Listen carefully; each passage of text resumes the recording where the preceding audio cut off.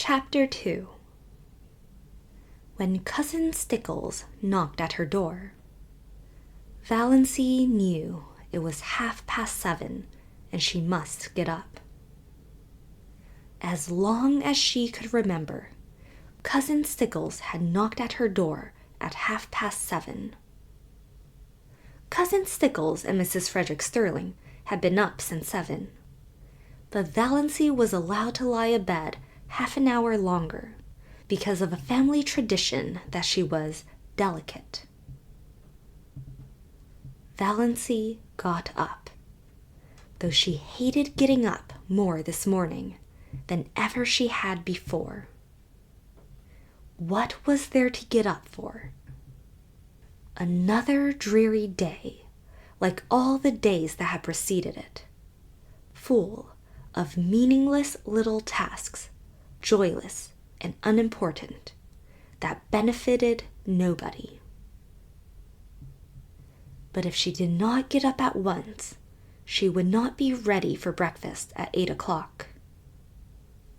Hard and fast times for meals were the rule in Mrs. Sterling's household.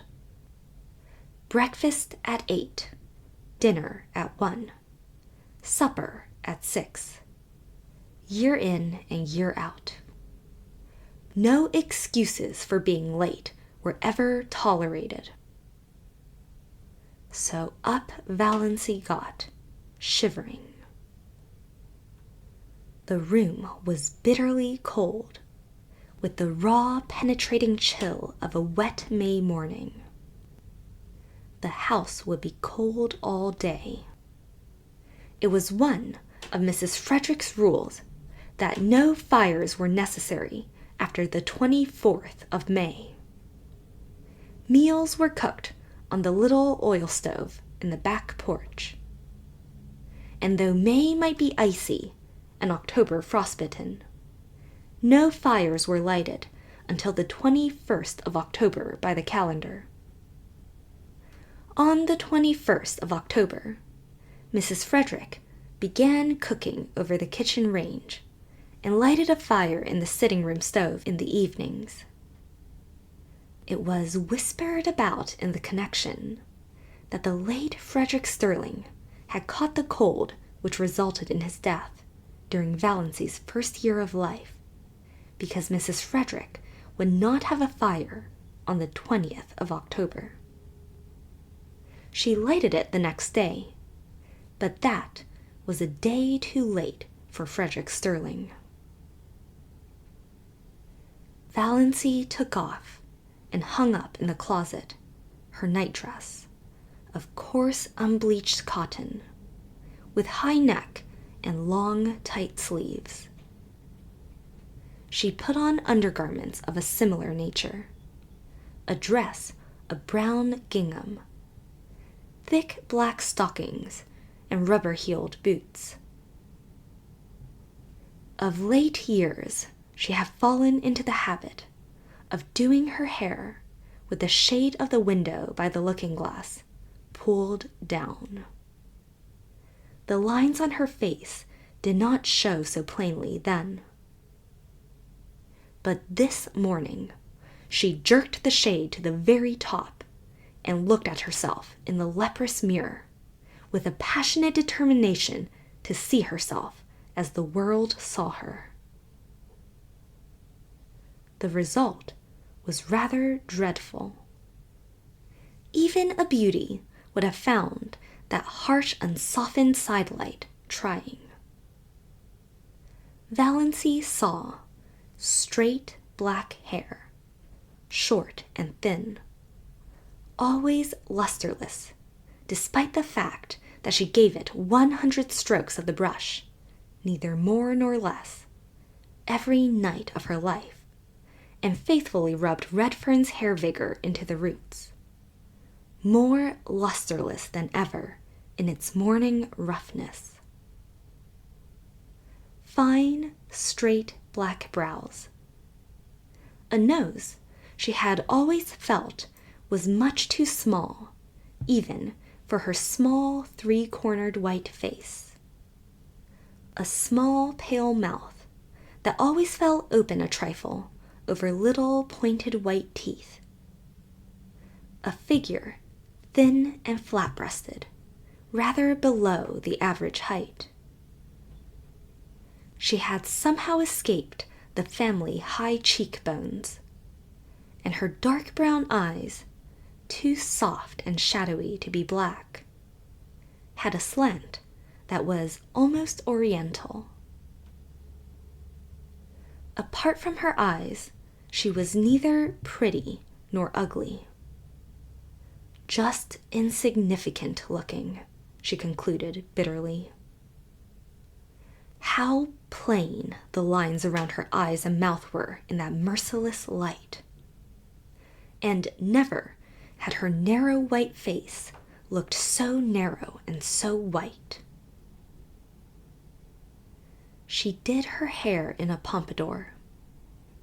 Pompadours had long gone out of fashion, but they had been in when Valancy first put her hair up, and Aunt Wellington had decided that she must always wear her hair so. It is the only way that becomes you. Your face is so small that you must add height to it by a pompadour effect, said Aunt Wellington, who always enunciated commonplaces as if uttering profound and important truths. Valancy had hankered to do her hair pulled low on her forehead, with puffs above the ears, as Olive was wearing hers. But Aunt Wellington's dictum had such an effect on her that she never dared to change her style of hairdressing again. But then, there were so many things Valancy never dared to do. All her life, she had been afraid of something, she thought bitterly.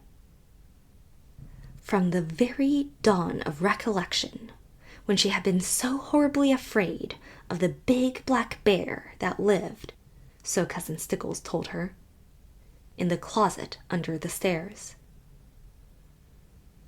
And I always will be. I know it. I can't help it. I don't know what it would be like not to be afraid of something.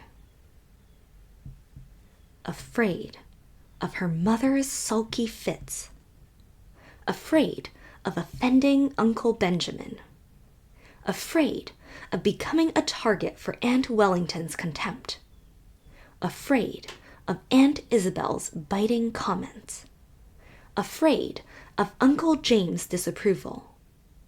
Afraid of offending the whole clan's opinions and prejudices. Afraid of not keeping up appearances. Afraid to say what she really thought of anything. Afraid of poverty in her old age. Fear, fear, fear. She could never escape from it. It bound her and enmeshed her like a spider's web of steel. Only in her blue castle could she find temporary release. And this morning, Valancy could not believe she had a blue castle. She would never be able to find it again. 29, unmarried, undesired. What had she to do with the fairy-like chatelaine of the Blue Castle? She would cut such childish nonsense out of her life forever, and face reality unflinchingly. She turned from her unfriendly mirror and looked out. The ugliness of the view always struck her like a blow.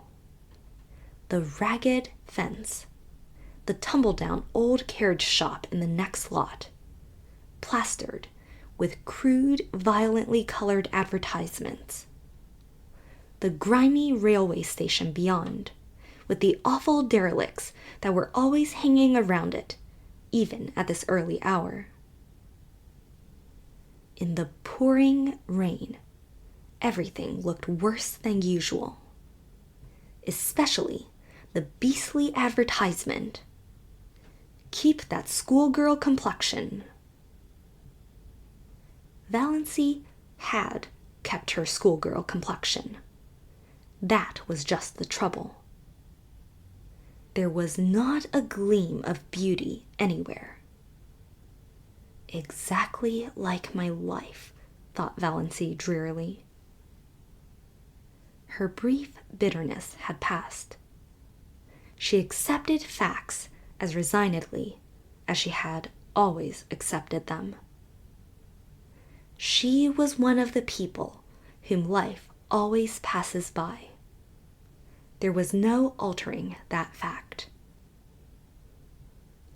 In this mood, Valancy went down to breakfast.